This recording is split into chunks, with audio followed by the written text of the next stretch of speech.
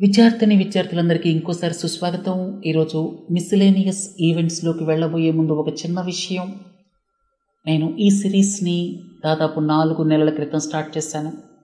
Start చేసినప్పుడే మీకు చెప్పడం జరిగింది, 1000 క్వశ్చన్స్ అంటే 1000 ప్రశ్నలు ఈ సిరీస్ ద్వారా మీకు ఎక్స్ప్లెయిన్ చేస్తాను అని చెప్పి మొత్తం 100 మాడ్యూల్స్ అని కూడా చెప్పడం జరిగింది. ఇప్పటిదాకా 91 మాడ్యూల్స్ కంప్లీట్ అయ్యాయి. ఇది 92వ మాడ్యూల్. దీని తర్వాత ఇంకా 8 మాడ్యూల్స్ మిగిలి ఉన్నాయి.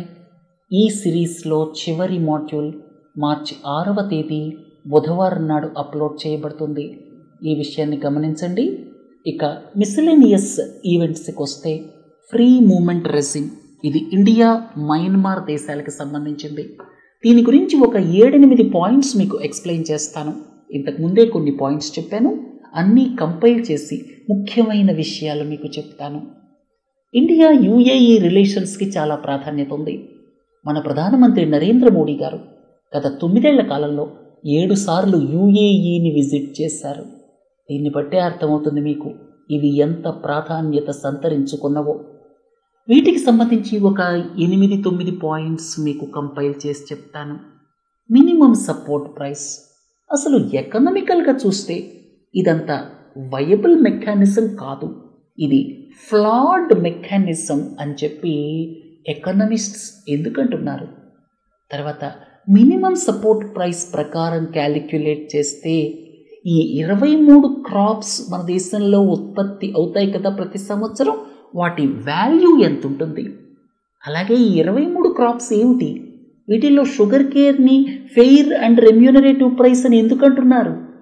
తర్వాత మినిమం సపోర్ట్ ప్రైస్కి సంబంధించి సిరియల్ క్రాప్స్ ఏమిటి, పల్సెస్ ఏమిటి, ఆయిల్ సీడ్స్ ఏమిటి, కమర్షియల్ క్రాప్స్ ఏమిటి, ఆ పేర్లు చెప్పటమే కాకుండా వాటికి సంబంధించి ముఖ్యమైన విషయాల్ని కూడా మీకు ఎక్స్ప్లెయిన్ చేస్తాను.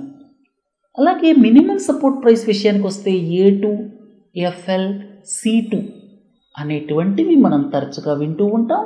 వీటి మధ్య తేడా ఏమిటి, చాలా ముఖ్యమైన విషయాలు ఉన్నాయి. రాగల 20 నిమిషాల సేపు జాగ్రత్తగా వినండి. ఫ్రీ మూమెంట్ రెజిమ్ మీకు ఇంతకు ముందే చెప్పాను. 1970ల నుంచి ఇండియా, మయన్మార్ల మధ్య ఈ మెకానిజం ఉందన్నమాట.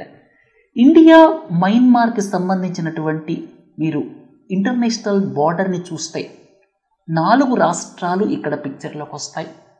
అరుణాచల్ ప్రదేశ్, తర్వాత కిందకు వస్తే నాగాల్యాండ్, తర్వాత మణిపూర్, తర్వాత మిజోరాం. ఇక 1643 కిలోమీటర్ల బౌండరీ ఉంది. ఇందులో అతి పొడవైన బౌండరీ 520 కిలోమీటర్లు అరుణాచల్ ప్రదేశ్, అంటే ఆ పైన ఉన్నటువంటి స్టేట్ అన్నమాట.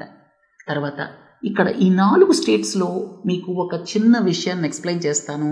మోరే అనేటువంటి ప్లేస్ ఉంటుంది, ఇది మణిపూర్లో ఉంటుంది.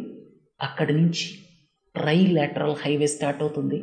ఇండియా, మయన్మార్, థాయిలాండ్ ఈ 3 దేశాలని కలపటానికి ట్రైలాటరల్ హైవే మోరే, మణిపూర్ నుంచి స్టార్ట్ అవుతుంది. అలాగే కళాదాన్ ప్రాజెక్ట్ వెస్ట్ బెంగాల్ నుంచి బయలుదేరి రకరకాల ట్రాన్స్పోర్టేషన్ మోడల్స్ ద్వారా కొంత దూరం షిప్, తర్వాత నదిలో వెళ్ళటం, తర్వాత బై రోడ్ వెళ్ళటం, ఇట్లా కళాదాన్ ప్రాజెక్ట్ అనేది మిజోరాంలో ఎంటర్ అవుతుంది. కాబట్టి మణిపూర్, మిజోరాం ఈ 2 కూడా చాలా ఇంపార్టెంట్ ఈ 2 ప్రాజెక్ట్స్కి సంబంధించి. అసలు ఈ ఫ్రీ మూమెంట్ రెజిమ్కి సంబంధించినటువంటి కథా కమామిషు ఏమిటి. 1970ల్లో ఇది మొదలైంది. ఇటు 16 కిలోమీటర్లు, అటు 16 కిలోమీటర్లు ఉండేవాళ్ళు, అంటే అక్కడ నివసించే ప్రజలు ఫ్రీగా తిరగచ్చు, పాస్ ఇస్తారు. ఆ 16 కిలోమీటర్ల వరకు ఫ్రీగా తిరగచ్చు, పాస్ ఇస్తారు. వాళ్ళు ఇటు రావచ్చు, వీళ్ళు అటు వెళ్ళచ్చు. ఎందుకని ఈ మెకానిజంని ఏర్పాటు చేశారు? ఎందుకంటే 2 కారణాలు ఉన్నాయి. ఒకటి ఏంటంటే రిలేషన్స్ ఉన్నాయి, ఇక్కడ వాళ్ళకి అక్కడ వాళ్ళకి, అంటే అక్కడ ఉన్నటువంటి ఎథనిక్ రిలేషన్స్ అని చెప్పచ్చు. ఉదాహరణకి మీ ఊరికి పక్కనున్న ఊరికి బంధుత్వం ఉందనుకోండి, ఆ మధ్యలో మీరు ఒక గోడ కట్టేశారనుకోండి, ఆ ఊరు వాళ్ళు ఈ ఊరికి రాకూడదు, ఈ ఊరు వాళ్ళు ఆ ఊరికి రాకూడదు అని చెప్పి మీరు ఎలా ఫీల్ అవుతారు. అందుకే ఇక్కడ కిన్షిప్ అంటే బంధుత్వాలు, మ్యారేజ్ రిలేషన్స్, అలాగే క్లోజ్ ఎథనిక్ రిలేషన్స్ ఉన్నాయి. కాబట్టి 16 కిలోమీటర్లు ఇలా ఫ్రీడమ్ ఇచ్చేస్తారనమాట. రెండోది ఏంటంటే లైవ్లీహుడ్స్. ఇక్కడ పండినటువంటి పంటలు, ఉత్పత్తి చేసినటువంటి గూడ్స్ అవతల అమ్ముకోవచ్చు, అవతల పండిని యువతలు అమ్ముకోవచ్చు. అయితే ఈ ఫ్రీ మూమెంట్ రెజీమ్ అనేది క్లోజ్ కాబోతోంది. Ministry of home affairs already recommend చేసింది. మినిస్ట్రీ ఆఫ్ ఎక్స్టర్నల్ అఫైర్స్ త్వరలో దీన్ని క్లోజ్ చేయబోతోంది. బికాస్ ఈ డెసిషన్ తీసుకోవాల్సింది మినిస్ట్రీ ఆఫ్ ఎక్స్టర్నల్ అఫైర్స్ అనమాట. తర్వాత ఇక్కడ టోటల్ 1643 కిలోమీటర్స్ని ఫెన్సింగ్ వేయబోతున్నారు నేషనల్ సెక్యూరిటీ పర్స్పెక్టివ్లో. ఈ విషయాల్ని గుర్తుపెట్టుకోండి. మీకు బార్డర్స్ గురించి చెప్పాను, ట్రైలాటరల్ హైవే గురించి చెప్పాను, కళాతాన్ ప్రాజెక్ట్ గురించి చెప్పాను, మోరే అనే ప్లేస్ గురించి చెప్పాను.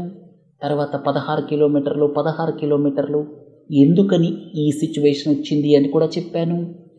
సరే, రెండో ప్రశ్నకి వెళ్దాం. India UAE relations. యుఏఈ అనగానే మనకి దుబాయ్ గుర్తుకొస్తుంది. దుబాయ్ అనేది యుఏఈలో భాగం అన్నమాట, యునైటెడ్ అరబ్ ఎమిరేట్స్. మొత్తం 7 ఎమిరేట్స్ ఉంటాయి, అవన్నీ కలిసి ఒక దేశంలో ఏర్పడ్డాయి. అందులో దుబాయ్ అనేటువంటిది అంతర్జాతీయ ప్రాముఖ్యత ఉన్నటువంటి ప్లేస్ అన్నమాట. ఒక ఫైనాన్షియల్ సెంటర్గానే కాకుండా ఇంకా అక్కడ చాలా డెవలప్మెంట్ గ్రోత్ అనేది ఈ మధ్య మనం చూసాం.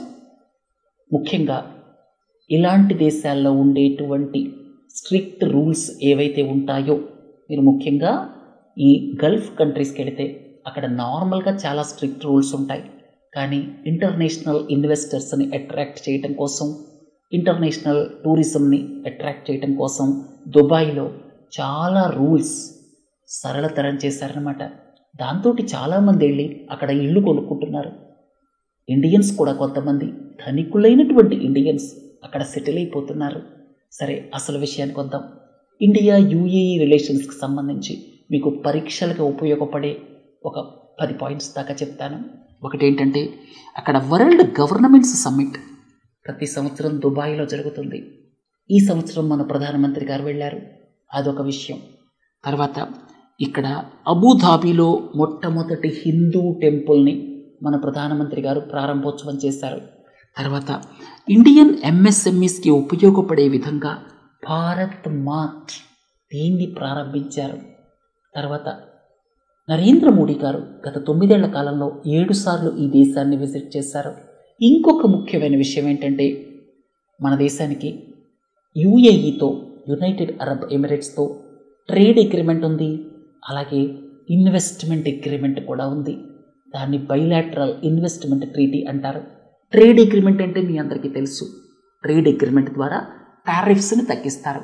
ఇంపోర్ట్ డ్యూటీస్ ఏవైతే ఉంటాయో వాటిని చాలా ప్రోడక్ట్స్కి తగ్గించేస్తారు, జీరో చేస్తారు. అది ట్రేడ్ అగ్రిమెంట్ అనమాట.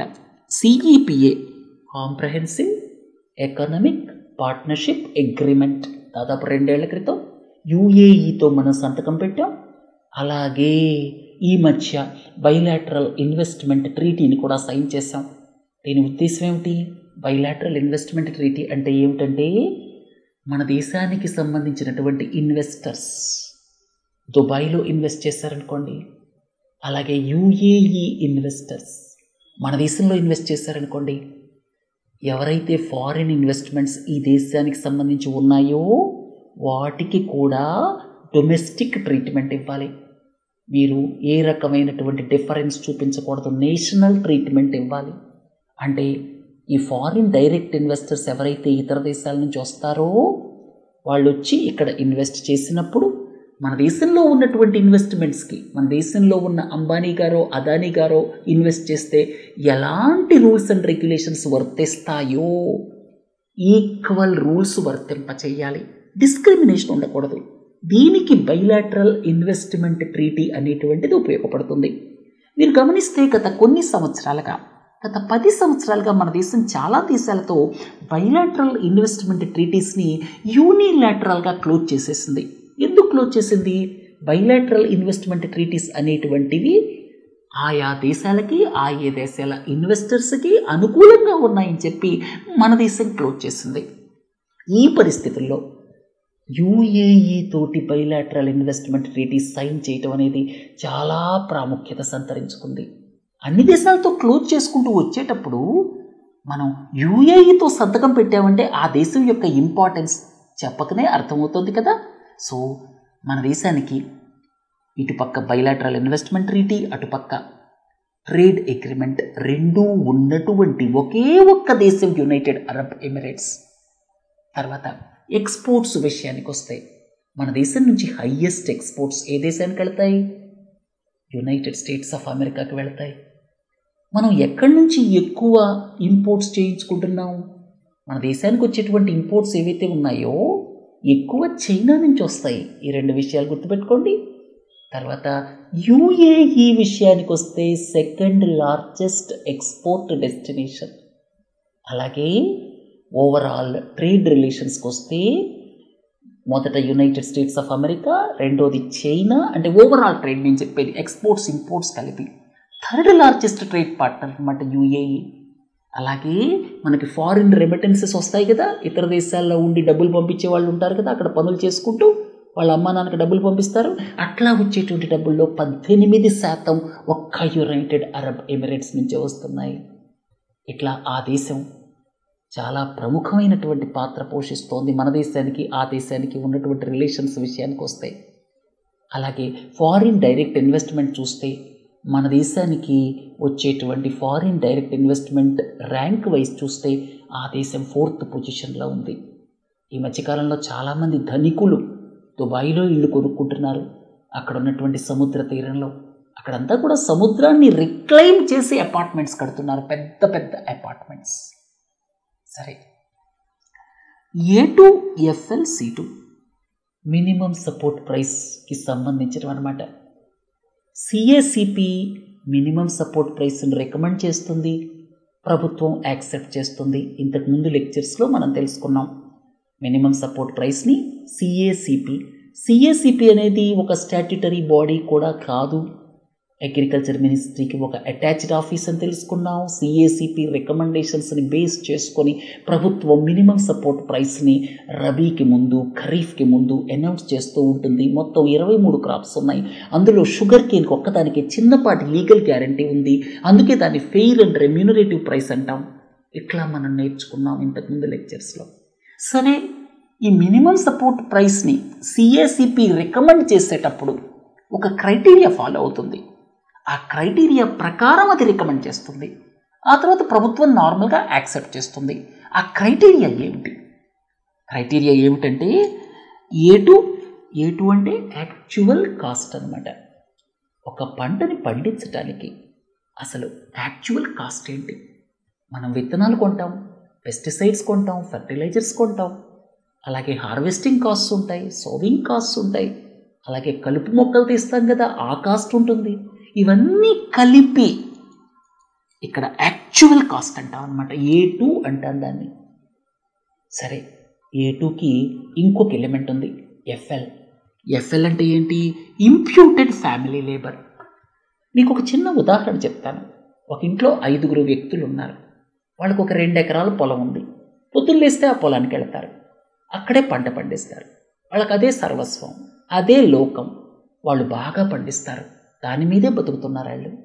అయితే ఆ పంట పండాలి అంటే వాళ్ళు గత 10-20 సంవత్సరాల నుంచి వాళ్ళకి స్కిల్ డెవలప్ అయింది, ఎంటర్‌ప్రెన్యూర్‌షిప్ డెవలప్ అయింది. ఎవరు పడితే వాళ్ళు వెళ్ళి పొలంలోకి వెళ్తే పంట పడుతుందో చెప్పండి? మీరు నేను వెళ్ళి ఒక 2 ఎకరాలు సాగు చేద్దామని వెళ్ళామనుకోండి, అక్కడ నష్టాలు వస్తాయి. వాళ్ళు బాగా పంట పండించగలుగుతున్నారు, 10 మందికి అన్నం పెడుతున్నారు. ఎందుకని? వాళ్ళకి స్కిల్స్ డెవలప్ అయ్యాయి. కేవలం మీరు లేబర్ కాస్టే వేయకూడదు. ఏముంది, 5 పని చేస్తున్నారు కదా, ఒక్కొక్కరికి ₹100 చొప్పున క్యాలిక్యులేట్ చేద్దాం, 500, ఇట్లా కాదు. వాళ్ళకున్న స్కిల్కి వాల్యూ ఇవ్వాలి, దాన్ని మానిటైజ్ చేయాలి. ఎంటర్‌ప్రెన్యూర్‌షిప్. ఆ ఇంట్లో ఆ రైతు బాగా నాగలి దున్నటం నేర్చుకున్నాడు అనుకోండి, దానికి మీరు కేవలం రోజుకి 200 అని చెప్పి వెళ్ళకడతారా? మీరు చేయగలరా 200 ఇస్తే? దాన్ని ఏమంటారంటే ఇంప్యూటెడ్ ఫ్యామిలీ లేబర్ అంటాం. స్కిల్, ఎంటర్‌ప్రెన్యూర్‌షిప్ అవన్నీ కలిపి.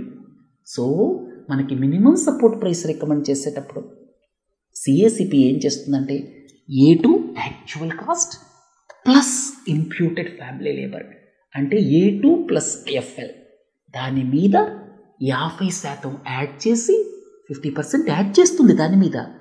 ఆ తర్వాత రికమెండ్ చేస్తుంది minimum A2 plus FL plus 50%. అది ఇప్పటిదాకా ఫాలో అవుతోంది. ఈ మధ్య ఫార్మర్స్ యాజిటేషన్ చేస్తూ వాళ్ళు ఏమన్నారు, మీరు కాంప్రహెన్సివ్ కాస్ట్స్ మీద 50% ఇవ్వండి అన్నారు.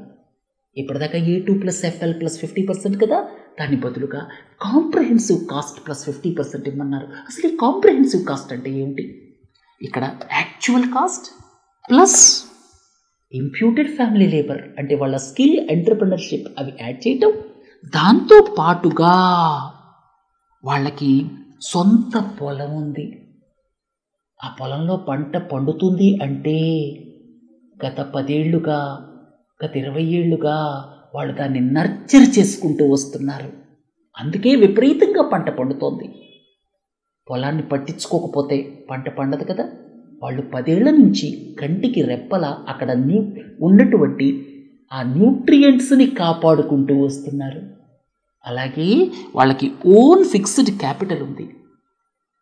అంటే ల్యాండ్ ఉందనుకోండి, ల్యాండ్ అనేది ఫిక్స్డ్ క్యాపిటల్, 10 లక్షల వాల్యూ ఉంది. దాని మీద మీరు ఇంట్రెస్ట్ క్యాలిక్యులేట్ ఎందుకు చేయరు? ఎందుకంటే రైతు ఆల్రెడీ ఇబ్బందుల్లో ఉన్నాడు. సో ఇవి కూడా యాడ్ చేయండి. అలా యాడ్ చేస్తే కాంప్రహెన్సివ్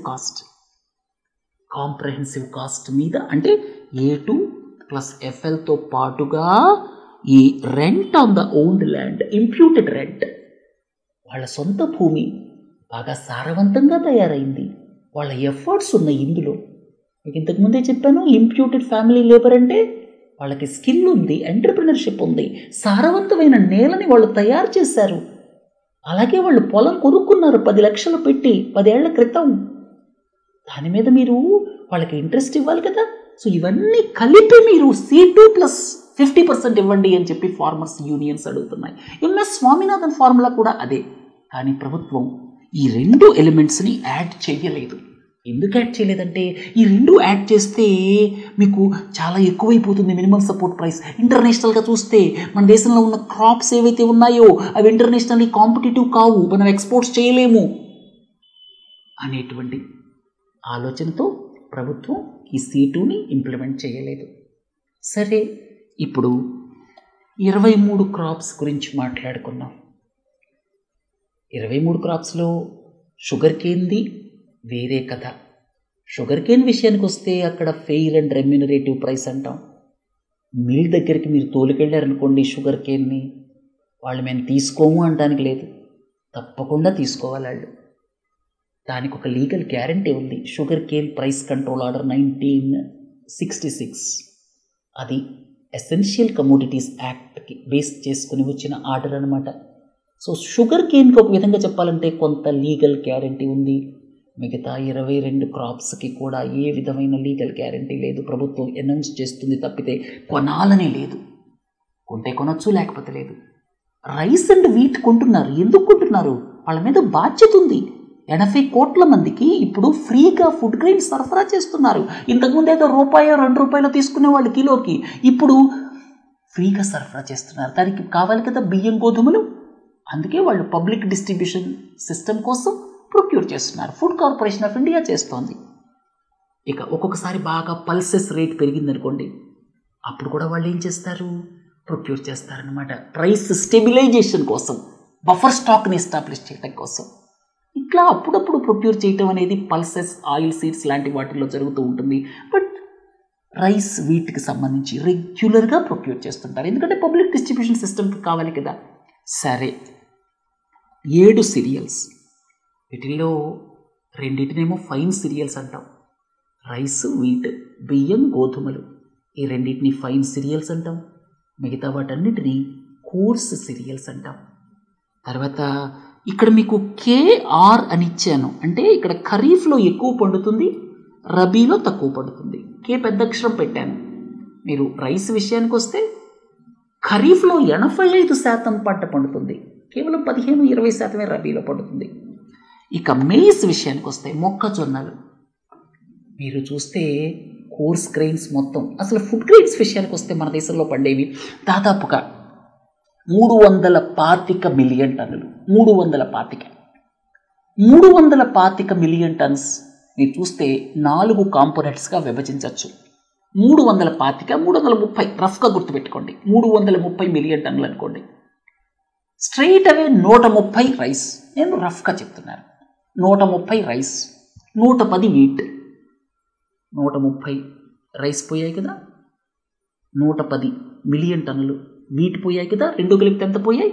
240 మిలియన్ టన్నులు. ఎంత మిగిలాయి? 90 బిలియన్ టన్నులు మిగిలాయి. 90లో ఒక 25 పల్సెస్, పప్పు ధాన్యాలు. తర్వాత మిగతా దాదాపుగా ఇంకెంత మిగిలాయి? 60 దాకా మిగిలాయి కదా. 50-60 అనుకోండి రఫ్లీ. అవేమో కోర్స్ గ్రెయిన్స్ అనమాట. కోర్స్ గ్రెయిన్స్ అంటే ఇవన్నీ వస్తాయి, బస్రా, మెయిస్, ఇవన్నీ కలిపి దాదాపు 50-60 మిలియన్ టన్నుల మధ్యలో అనమాట. వాటిల్లో కోర్స్ గ్రెయిన్స్లో హయ్యెస్ట్ ఏదో తెలుసా? మొక్కజొన్న, మెయిస్. దాదాపుగా 30-35 మిలియన్ టన్నులు మొక్కజొన్న అనమాట. మొక్కజొన్న ఏదైతే ఉందో దాన్ని మనం పౌల్ట్రీ ఫీడ్గా కూడా వాడతామన్నమాట. సరే, ఇక్కడ చూడండి, జవార్, జొన్నలు. తెలంగాణలో తాండూర్ ప్రాంతానికి వెళితే అక్కడ జొన్నల మార్కెట్ ఉంటుంది కదా. సో ఇవి. తర్వాత బాజ్రా, రాగి, ఈ రెండు ఎక్స్క్లూసివ్ ఖరీఫ్. తర్వాత వీట్, బార్లీ, ఈ రెండు ఎక్స్క్లూసివ్ రబీ క్రాప్స్. తర్వాత ఇంకొక ప్రశ్న, మనకి 7 సిరియల్స్కి మినిమం సపోర్ట్ ప్రైస్ మెకానిజం ఉంది. అందులో 2 ఫైన్ సిరియల్స్ అని చెప్పాను, బియ్యం, గోధుమలు. 5 కోర్స్ సిరియల్స్. 5 3 మిల్లెట్స్. మెయిస్, మొక్కజొన్న మిల్లెట్స్ కింద రాదు. మిల్లెట్స్ ఏమేమిటి? బజ్రా, పెర్ల్ మిల్లెట్ అంటాం. రాగి, ఫింగర్ మిల్లెట్ అంటాం.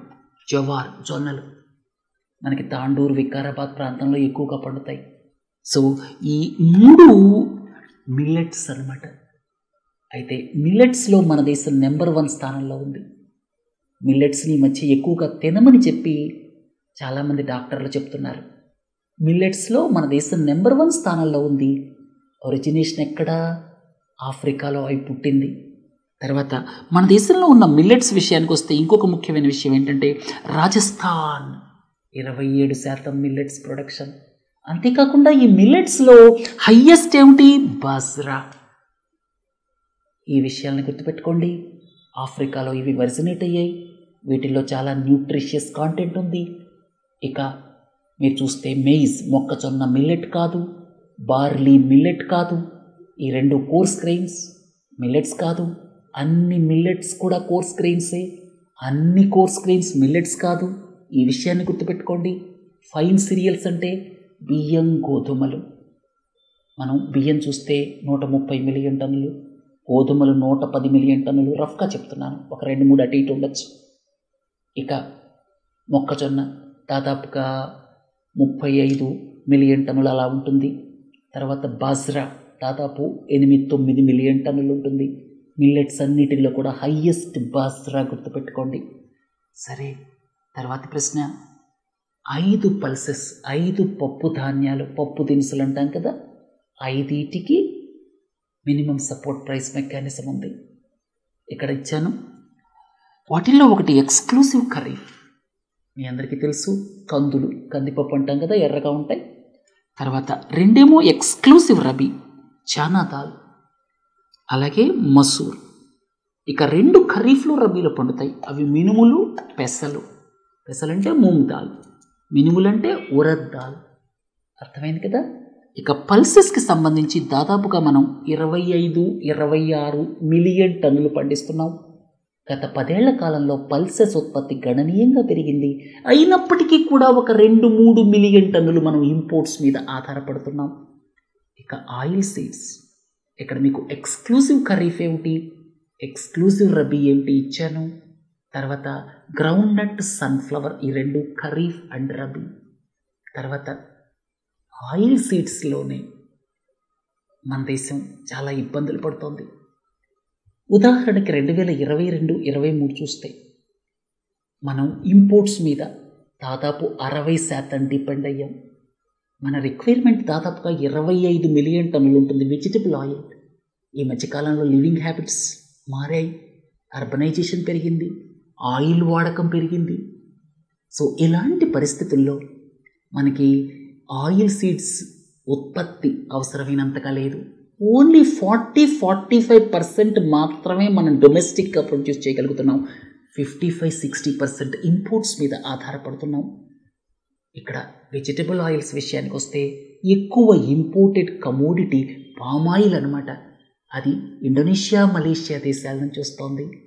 మీరు ఇంపోర్ట్ బిల్ చూస్తే ఈ వెజిటబుల్ ఆయిల్ ఇంపోర్ట్ బిల్ దాదాపు $15 బిలియన్ ఉంది. చాలా ఎక్కువ. క్రూడ్ ఆయిల్, గోల్డ్ తరువాత మూడోది వెజిటబుల్ ఆయిల్ అనమాట. ఇది ఇంపోర్ట్స్కి సంబంధించి $15-16 బిలియన్ ఉంది. సో వెజిటబుల్ ఆయిల్స్కి సంబంధించి మనం పురోగతి సాధించాల్సిన అవసరం ఉందన్నమాట. తర్వాత 4 commercial crops minimum support price mechanism ఉన్నాయి. ఒకటేమో కాటన్, అలాగే షుగర్ కేన్. దీన్ని ఫెయిర్ అండ్ రెమ్యూనరేటివ్ ప్రైస్ అంటారు. ఈ మధ్య కూడా ఎఫ్ఆర్పి అనౌన్స్ చేయడం జరిగింది. క్వింటాల్కి $340 అనుకుంటాను. దానికి ఒక రికవరీ రేట్ కూడా ఉంటుంది. 10.25% రికవరీ అన్నారు. అంటే మీరు 100 కిలోగ్రాములు షుగర్ కేన్ తీసుకుంటే రికవరీ షుగర్ 10.25 కిలోగ్రాములు వస్తేనే ఆ రేట్ ఇస్తారు. ఒకవేళ తగ్గిందనుకోండి రేట్ తగ్గిస్తారు, పెరిగిందనుకోండి రేట్ పెంచుతారు. తర్వాత కోప్రా, మీ అందరికీ తెలిసింది కొబ్బరి. తర్వాత రాజూట్. రాజూట్ అనగానే మీకు వెస్ట్ బెంగాల్ గుర్తుకు రావాలి. తర్వాత overall value of total production at MSP. మీ అందరికీ తెలుసు పౌల్ట్రీకి మినిమం సపోర్ట్ ప్రైస్ లేదు, మిల్క్కి మినిమం సపోర్ట్ ప్రైస్ లేదు. అయినా కూడా ఎవరైతే మిల్క్ ప్రొడ్యూస్ చేస్తున్నారో చిన్న చిన్న రైతులు, వాళ్ళకి సమంజసమైన ధర వస్తూనే ఉంది. తర్వాత ఇక్కడ ప్యాడీ, వీట్, షుగర్ కేన్ ఈ 3 కలిపితే మినిమం సపోర్ట్ ప్రైస్ ప్రకారం ఎంత వాల్యూ వస్తాయో అంతకంటే ఎక్కువ ఒక్క మిల్క్ వాల్యూనేనమాట. తర్వాత ప్యాడీ, వీట్ ఈ 2 కలిసి, అంటే బియ్యం, గోధుమలు ఈ 2 కలిసి ఈ ఎంఎస్పి వాల్యూ ఆఫ్ ప్రొడక్షన్లో 40% దాకా ఉన్నాయన్నమాట. ఇక్కడ 2019-20 ప్రకారం ఎంఎస్పి వాల్యూలో చూస్తే ఈ ధర దాదాపు 11 లక్షల కోట్లు. ఇప్పుడు చూస్తే మేబీ 15 లక్షల కోట్ల దాకా ఉండొచ్చు అనుకుంటారు. సో ఎంఎస్పి ప్రకారం లీగల్ గ్యారంటీ ఇవ్వాలంటే ఒకవేళ మార్కెట్ రేట్ ఎంఎస్పి కంటే తగ్గిపోతే ఆ తర్వాత బర్డెన్ అంతా ప్రభుత్వం మీద పడుతుంది. ఇప్పుడు దాదాపు 15 లక్షల కోట్లు టోటల్ ఉత్పత్తి అయ్యేటువంటి ఈ 23 క్రాప్స్కి సంబంధించి అయితే ఎంఎస్పి కంటే ఒక 20% ధర తగ్గిపోయిందనుకోండి, యావరేజ్గా చెప్తున్నాను, అప్పుడు ప్రభుత్వం మీద భారం 3 లక్షల కోట్లు పడుతుంది. అంతేకాకుండా మినిమం సపోర్ట్ ప్రైస్కి సంబంధించి చాలా లోపాలు ఉన్నాయి. ఒకటేంటంటే మినిమం సపోర్ట్ ప్రైస్కి లీగల్ గ్యారంటీ ఇస్తే కొన్ని క్రాప్స్ వైపే రైతులు మొగ్గే అవకాశం ఉంది. అసలు ఆ ప్రాంతంలో వర్షం పడుతుందా లేదా, గ్రౌండ్ వాటర్ టేబుల్ ఎలా ఉంది, నీళ్లు అందుబాటులో ఉన్నాయా లేవా అనేది పట్టించుకోకుండా రైస్, షుగర్ కేన్ లాంటివి కల్టివేట్ చేయటం ఆల్రెడీ జరుగుతుంది. ఇంకా మనం 23 క్రాప్స్కి లీగల్ గ్యారంటీ ఇస్తే కొన్ని క్రాప్స్ వైపు ప్రొడక్షన్ స్క్యూ అయ్యేటువంటి అవకాశం ఉంది. అవసరం ఉందా లేదా అని చూడరు, వాళ్ళకి ఏది లాభం అయితే అదే పండిస్తారు. అందుకే ఇది స్ట్రక్చరల్లీ ఫ్లాడ్ మెకానిజం అని ఎకానమిస్ట్ చెప్తున్నారు. తర్వాత ఒకవేళ లీగల్ గ్యారంటీ ఇస్తే ఎంఎస్పి కంటే రేటు తగ్గిపోతే ప్రైవేట్ సెక్టర్ కనబడదు, వాళ్ళు వెళ్ళిపోతారు. ఒకవేళ ప్రైవేట్ సెక్టర్ ప్రొక్యూర్ చేసిందనుకోండి, ఆ గ్యాప్ని ప్రభుత్వం భరించాలి. అప్పుడు ప్రైవేట్ సెక్టర్ వాళ్ళు ఏం చేస్తారు, ఒకవేళ 3,000 ఉంటే 2,000 చెప్తారు. వాళ్ళు ట్రాన్స్పరెంట్ మెకానిజం ఉండదు. ఒకవేళ ప్రైవేట్ సెక్టర్ బయటకు వెళ్ళిపోయిందనుకోండి, ప్రభుత్వం కొనాలి. అప్పుడు ప్రభుత్వం ఏం చేస్తుంది, ఆ స్టాక్స్ని ఇప్పటికే మనం ఇన్ఎఫిషియెంట్గా ఉన్నటువంటి రైస్, వీట్ ప్రొక్యూర్మెంట్ మెకానిజం చూసాం. పబ్లిక్ డిస్ట్రిబ్యూషన్ సిస్టమ్ కోసం ఏదైతే ప్రొక్యూర్ చేస్తున్నారో అది ఇన్ఎఫిషియెంట్ మెకానిజం అని మనందరికీ తెలుసు. సో అందుకని ఇది వైజ్ ప్రపోజల్ కాదు అంటున్నారు. ఒకవేళ ప్రభుత్వమే ప్రొక్యూర్ చేస్తే ఆ స్టాక్స్ని ఎలా లిక్విడేట్ చేస్తుంది. అంతేకాకుండా మిల్క్, పౌల్ట్రీ లాంటి వాటికి మినిమం సపోర్ట్ ప్రైస్ లేదు, అయినప్పటికీ కూడా సరసమైన ధరే వస్తుంది వాళ్ళకి. అసలు ఇక్కడ లీగల్ గ్యారంటీ ఇస్తే ఇంకా టోటల్ ప్రొడక్షన్ అంతా స్క్యూడ్ అయిపోతుంది. రైతు ఇంకేం ఆలోచించడం, ఏది పడితే అది పండించేస్తాడు, ఏది ఎక్కువ లాభం వస్తే అది పండిస్తాడు, అవసరం ఉందా లేదా అని చూడడం. అప్పుడు ప్రభుత్వం దగ్గర స్టాక్స్ పెరిగిపోతాయి. తర్వాత ఇప్పటిదాకా మీరు చూస్తే ఎంఎస్పికి సంబంధించి 8-9% మంది హౌస్ హోల్డ్సే ఇప్పటిదాకా ఎంఎస్పి ద్వారా బెనిఫిట్ అయ్యారు. అంటే 8-9% మాత్రమే. అందుకని అసలు ఈ ఎంఎస్పి అనేటువంటిది స్ట్రక్చరల్లీ ఫ్లాట్ మెకానిజం అని చెప్పి చాలామంది ఎకనామిస్ట్ చెప్తున్నారు. అయితే అగ్రికల్చర్కి సంబంధించిన ఏ విషయంలోనైనా సరే రేషనల్ ప్రపోజల్ తీసుకోవటం, అమలు చేయటం అది ప్రభుత్వాల వల్ల ఇండిపెండెంట్ ఇండియాలో జరగటం లేదు. రైతులు అనేటప్పటికీ అన్ని ప్రభుత్వాలు భయపడుతున్నాయి. అందువల్ల రేషనల్ డెసిషన్స్ తీసుకోవటం సాధ్యం కావటం లేదు. మీరు fair and remunerative price sugar కేన్కి సంబంధించి కావచ్చు, మినిమం సపోర్ట్ ప్రైస్ మెకానిజం కావచ్చు, అలాగే రైతుల దగ్గర ప్రొక్యూర్ చేయటం కావచ్చు ఎట్ ఎంఎస్పి, అలాగే ఫ్రీ ఎలక్ట్రిసిటీ కావచ్చు చాలా రాష్ట్రాల్లో, అలాగే యూరియాకి దాదాపు 80-90% సబ్సిడీ మెకానిజం కావచ్చు. ఇవన్నీ ఫార్మర్స్ని ఎక్కువగా హర్ట్ చేస్తున్నాయి లాంగ్ టర్మ్లో చూస్తే. కానీ వీటన్నిటినీ కరెక్ట్ చేయటం అనేది ఏ ప్రభుత్వం వల్ల కావటం లేదు. ఎందుకంటే రైతు అనంగానే ప్రతి ప్రభుత్వం భయపడుతోంది. ఇది వాస్తవం. ఇంతటితో మిసలేనియస్ మాడ్యూల్ ముగిద్దాం. మళ్ళీ సోమవారం సైన్స్ అండ్ టెక్నాలజీతో కలుద్దాం. నమస్తే.